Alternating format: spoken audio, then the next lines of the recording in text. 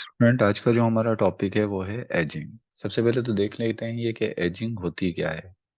Process of progressive deterioration, मतलब वक्त के साथ साथ हमारे अंदर जो डिटोरेशन आती है, मतलब जो बिगाड़ आता है आहिस्ता आहिस्ता। ऐसी बात है, जैसे जैसे वक्त गुजरता है तो बॉडी के अंदर जो है वो नए सेल्स बनाने की सलाहियत जो है वो कम हो जाती है।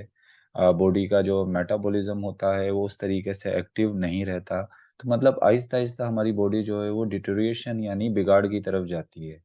तो उसको हम क्या कहते हैं? उसको हम एजिंग कहते हैं।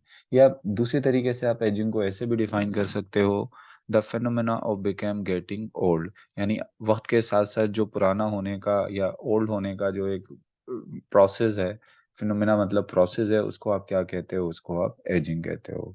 जेरोंटोलॉजी क्या है? It is a science of ageing. Ageing की जो साइंस है, जो हम एजिंग को स्टडी करते हैं, वो किस में स्टडी करते हैं? जेरोंटोलॉजी में। अच्छा, साइन ऑफ एजिंग। जब अगर एजिंग के साइन क्या हैं, कैसे हमें पता लगता है कि हमारी एजिंग जो है वो स्टार्ट हो गई है?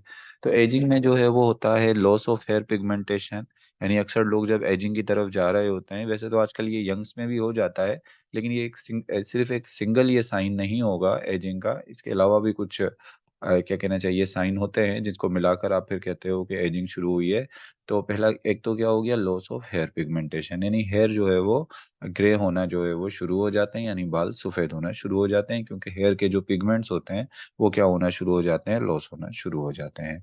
स्किन रिंकल्ड, यानी हमारी जो स्किन होती है उस पे झुर्रियाँ पड़ना शुरू हो जाती हैं। और क्यों पड़ती हैं? क्योंकि स्किन को हमारे जो टाइट रखता है वो कोलेजन प्रोटीन रखता है। और वक्त के साथ साथ आपकी स्किन में जो है वो कोलेजन प्रोटीन जो है वो बनना कम हो जाता है, जिसकी वजह से स्किन जो है वो लटकना शुरू होती है, या स्किन में जो है वो रिंकल पड़ना या झुर्रियाँ पड़ना शुरू हो जाती हैं। Small pigmented area on skin, specially face जो होता है, अक्सर आपने बूढ़े लोगों को देखा होगा कि उनके जो फेस होते हैं, जो उनकी स्किन होती है, उसके ऊपर क्या ब्लैक ब्लैक से जो है वो, जिसको आप तिल कहते हो, ऐसे पिगमेंटेड एरियाज आ जाते हैं। अक्सर देखा होगा जो बूढ़े लोग होते हैं उनकी जो स्किन होती है, उनकी स्किन के ऊपर ऐसे ब्लैक ब्लैक से जो है वो ऐसे पिगमेंटेड एरिया जो है वो क्या हो जाते हैं? डेवलप हो जाते हैं। इसके अलावा जर्नल वीकनेस, नॉर्मली जो है वो जर्नल वीकनेस आ जाती है, मतलब जो है वो जो है उनको कमजोरी फील होती है चलने में, ज्यादा काम करने में। फिर जो है वो क्या होती है? वीकनेस फील होती है, पुअर विजन हो जाता है, आंखें भी जो है वो बीनाई भी कम हो जाती है। Gradual loss of memory, Aahista Aahista मतलब भूलने की बीमारी भी होना शुरू हो जाती है, चीजें इतनी याद रखने की, क्योंकि आहिस्ता आहिस्ता ब्रेन के जो सेल होते हैं वो डिजनरेट हो जाते हैं। तो जब ब्रेन के सेल डिजनरेट होना शुरू होंगे तो उससे जो है मेमोरी क्या होती है? वीक हो जाती है, मेमोरी जो है वो लॉस होना शुरू हो जाती है। डिजनरेटिव डिजीज हो जाती हैं, यानी जिसके अंदर चीजें डिजनरेट होना शुरू होती हैं, जैसे आर्थराइटिस है। आर्थराइटिस, हमें पता है कि आर्थराइटिस क्या है। ये जो जोड़ों का दर्द होता है, जिसमें जोड़ों में जो हमारे कार्टिलेज होते हैं वो डिजनरेट होना शुरू हो जाते हैं। बोन्स जो हैं वो में डिजनरेशन शुरू होती है, जिसको हम कह रहे हैं ऑस्टियोप्रोसिस। यानी इस तरह की ये डिजनरेटिव डिजीज जैसे आर्थराइटिस और ऑस्टियोप्रोसिस भी जो है वो होना शुरू हो जाती है। इसके बाद अब अगर हम देखेंगे काज ऑफ एजिंग, एजिंग की जो है वो वजह क्या होती है। तो एजिंग की अगर हम वजह की बात करें कि एजिंग की वजह क्या क्या हो सकती हैं, तो एक तो जो एजिंग की वजह होती है बेसिकली वो होती है जेनेटिक ओरिजिन। वैसे तो एग्जैक्ट काज ऑफ एजिंग तो पता नहीं, लेकिन फिर भी जो है वो कहा जाता है इसकी एक तो हम काज ऑफ एजिंग में एक तो जेनेटिक देखते हैं, जीन, और दूसरा जीन म्यूटेशन। जेनेटिक ओरिजिन का मतलब ये है कि we are genetically program to age, यानी अ, हमारे पास क्या है बेसिकली, आपने देखा होगा कि कुछ खानदानों में एज बहुत ज्यादा होती है लोगों की, और कुछ खानदानों में एज जो है वो कम होती है। कुछ नेशंस ऐसी होती हैं, कुछ रेसेस ऐसे होते हैं जिनमें एज ज्यादा होती है और कुछ में एज कम होती है। आपने जानवरों के अंदर भी देखा होगा, कुछ जानवरों की उम्रें ज्यादा होती हैं, कुछ जानवरों की उम्रें क्या होती हैं? कम होती हैं। तो मतलब एजिंग को भी जो है, एजिंग का भी कोई पर्टिकुलर क्या है? जीन मौजूद होता है। तो अब उसमें जो साइंटिस्ट है जिन्होंने एजिंग पर जो है वो एक्सपेरिमेंट किया है, तो जो साइंटिस्ट हैं जिनके आपकी बुक में लिखा हुआ है, एक तो लोनार्ड हेफलिक और एक पॉल मोर हेड, ये साइंटिस्ट थे। इन्होंने क्या किया, इन्होंने सबसे पहले ये बताया था कि that we are genetically program to age the culture normal embryonic human cell, यानी ह्यूमन का जो एम्ब्रियो था, ह्यूमन के एम्ब्रियो के कुछ सेल ले लिए और उन सेल को कल्चर किया, यानी उसे ग्रो कराया। तो उन्होंने देखा कि ये ह्यूमन के जो सेल्स हैं, बस एक खास टाइम तक ही डिवाइड होंगे, उसके बाद डिवाइड होना क्या हो जाते हैं, बंद हो जाते हैं। तो it was found that all cells lines proceed to divide 50 time, यानी ये कितने टाइम डिवाइड हुए, 50 टाइम। यानी जैसे 1 से 2 में डिवाइड हो गए ये 1 टाइम, फिर 2 से 4 में डिवाइड हो गए 2 टाइम, ऐसे ये डिवाइड हुए तो कितने टाइम डिवाइड हुए, 50 टाइम्स जो है वो ह्यूमन के सेल ये जो एम्ब्रियो से निकाले थे ये डिवाइड हुए। तो इसका मतलब ये हुआ कि हमारे सेल्स के अंदर जो डिवाइड करने वाले जीन्स हैं, जो सेल को डिवाइड करते हैं, उनकी एक लिमिटेड पोटेंशियल है सेल को डिवाइड करने की। मिसाल के तौर पे 50 साल के बाद, 60 साल के बाद, या आगे जब आपकी हमारी एज जो बढ़ती है, उसके बाद क्या होता है, हमारे सेल डिवाइड होना क्या हो जाते हैं, स्लो कर देते हैं, फिर सेल इतने डिवाइड नहीं होते। जब सेल ज्यादा डिवाइड नहीं हो रहे होते हैं, मिसाल के तौर पे देखो, अगर आपके सेल डिवाइड नहीं होंगे तो नए आरबीसीज कैसे बनेंगे। अब अगर आपके सेल डिवाइड नहीं हो रहे हैं तो आपके डब्ल्यूबीसीज कैसे बनेंगे। आपके जब आरबीसीज बहुत अच्छे से नहीं बनेंगे तो क्या होगा, तो फिर आपको ऑक्सीजन सही तरीके से ट्रांसफर नहीं होगी। अगर आपके डब्ल्यूबीसीज अच्छे से नहीं है तो आपकी डिजीजेस की तरफ आप ज्यादा जाओगे, ज्यादा डिजीजेज होंगी।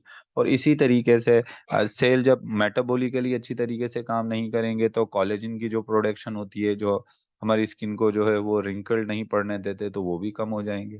तो मतलब एक टाइम के बाद सेल डिवीजन क्या हो जाती है, स्लो हो जाती है। अक्सर आपने देखा होगा बूढ़े लोगों को जब जख्म हो जाता है, कोई हड्डी टूट जाती है, तो वो हड्डी जो है वो इतनी जल्दी उनकी जुड़ती नहीं है।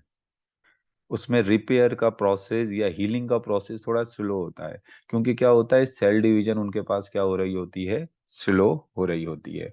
तो नॉर्मल हैव है लिमिटेड पोटेंशियल ऑफ डिवीजन, यानी एक लिमिटेड पोटेंशियल होता है नॉर्मल सेल का डिवीजन का, उसके बाद वो डिवाइड नहीं करते।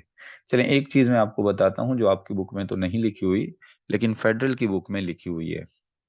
जब हमारा सेल डिवाइड होता है ना, तो आपको पता है हमारे सेल में साइटोप्लाज्म है, एक न्यूक्लियस है, और न्यूक्लियस में हमारे क्रोमोसोम है। क्रोमोसोम के जो एंड वाला पार्ट होता है इसको कहते हैं टीलोमेयर। मैंने क्या कहा कि ये जो क्रोमोसोम है, क्रोमोसोम के एंड पर जो पार्ट है इसको क्या कह रहे हैं, इसको हम कह रहे हैं टीलोमेयर। और ये जो जब भी एक दफा सेल डिवाइड होता है तो इस टीलोमेयर का साइज कम हो जाता है।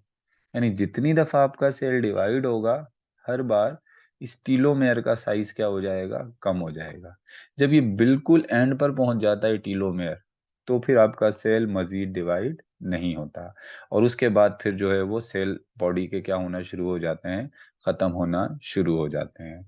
तो मतलब ये कि आपका ये जो टीलोमेयर है, क्रोमोसोम के ऊपर ये जो टीलोमेयर है, ये बड़ा इंपॉर्टेंट एक रोल प्ले कर रहा है। अभी जो स्टडीज आई हैं तो उनमें यही चीज के बारे में बताया गया है कि अगर आपके टीलोमेयर का साइज ज्यादा है और टीलोमेयर जो है वो स्लो, हर डिवीजन में बहुत स्लो स्लो स्लो कम हो रहा है, तो एज क्या होगी, ज्यादा होगी। लेकिन अगर ये टीलोमेयर जल्दी क्या कहना चाहिए, आहिस्ता आहिस्ता खत्म हो जाए, तो फिर क्या होगा, आगे सेल डिवाइड नहीं होगा। अच्छा, फिर एक और चीज ये है कि वक्त के साथ साथ जीन में म्यूटेशन भी आ जाती है। जीन म्यूटेशन क्या होती है, आपको पता है, जीन्स के अंदर चेंज आ जाना। अब ये सेल डिवाइड करने वाले जो जीन हैं, जो आपकी सेल डिवीजन करा रहे हैं, तो उन जीन्स के अंदर तब्दीली आ जाती है। मिसाल के तौर पे आपका ये जो डीएनए है, हमारे क्रोमोसोम्स में जो डीएनए होता है, अगर ये टूट जाता है डीएनए, तो इस डीएनए को रिपेयर करने के लिए हमारे पास एक जो है वो सिस्टम मौजूद होता है। लेकिन आहिस्ता आहिस्ता जब आप एजिंग की तरफ जा रहे होते हो, तो इस डीएनए को रिप्लेस करने वाला या इसको रिपेयर करने वाला जो सेल्फ रिपेलिंग कैपेसिटी होती है जो डीएनए की, ये भी क्या हो जाती है, ये भी खत्म हो जाती है। और डीएनए डैमेज हो रहा होता है, और डीएनए को डैमेज ज्यादातर कौन कर रहे होते हैं, फ्री रेडिकल। तो वक्त के साथ साथ हमारे सेल में जब हम एजिंग की तरफ जाते हैं तो हमारे सेल में फ्री रेडिकल ज्यादा बन रहे होते हैं। फ्री रेडिकल किसको कहते हैं? मिसाल के तौर पे ये आपका एक एटम है, इस एटम के आउटर शेल से अगर इलेक्ट्रॉन निकल जाए तो अब ये जो एटम होगा जिसके इलेक्ट्रॉन निकल चुके हैं, इस एटम को हम क्या कहेंगे? इसको हम कहेंगे फ्री रेडिकल। और ये फ्री रेडिकल डैमेजिंग होता है और स्पेशली आपके डीएनए को क्या करता है? डैमेज करता है। डीएनए की फोस्फोडाइस्टर बॉन्ड तोड़ सकता है डीएनए का, तो डीएनए को ये डैमेज करता है। तो फ्री रेडिकल वक्त के साथ साथ हमारे सेल के अंदर ज्यादा हो जाते हैं, और उसको डीएनए को रेप्लिकेट करने, उसको रिपेयर करने वाला जो सिस्टम होता है वो भी क्या हो जाता है? वो भी वीक हो जाता है, जिसकी वजह से हम किसकी तरफ चले जाते हैं? जिसकी वजह से हम एजिंग की तरफ जो है वो जाते हैं। अच्छा, एजिंग को हम खत्म तो नहीं कर सकते, ऐसी बात है। हर इंसान जो दुनिया में आया है, हर चीज जो दुनिया में जो बनी है, उसने आहिस्ता आहिस्ता पुराना होना है। ऐसा तो नहीं हो सकता कि वो पुराना ना हो, उसने पुराना होना है। हम एजिंग के प्रोसेस को स्लो कर सकते हैं, खत्म तो नहीं कर सकते लेकिन उसको स्लो कर सकते हैं। तो हम स्लो कैसे कर सकते हैं एजिंग के प्रोसेस को? तो इसको स्लो करने के लिए एक तो लो फैट डाइट, आपकी डाइट में लो फैट होनी चाहिए।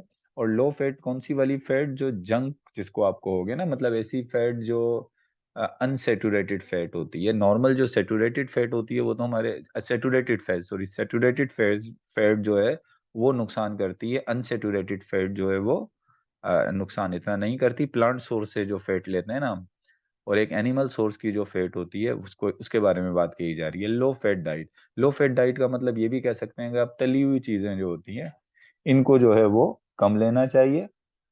इसके अलावा एरोबिक एक्सरसाइज, एरोबिक एक्सरसाइज किसको कहते हैं? आप वॉक कर लो, आप रनिंग कर लें, आप साइकिलिंग कर लें, आप जॉगिंग कर लें, ये सब की सब क्या हैं? ये एरोबिक एक्सरसाइज हैं। और स्ट्रेस, रिड्यूस स्ट्रेस, स्ट्रेस जो है उसको रिड्यूस करना है। स्ट्रेस को बिल्कुल खत्म तो नहीं करना होता, जाहिर सी बात है। अगर आप किसी चीज का स्ट्रेस नहीं लोगे तो काम कैसे करोगे? लेकिन स्ट्रेस को एक्सेस में जो है वो नहीं होना चाहिए। तो ये चीजें जो है वो एजिंग के प्रोसेस को क्या करती हैं? स्लो कर देती हैं।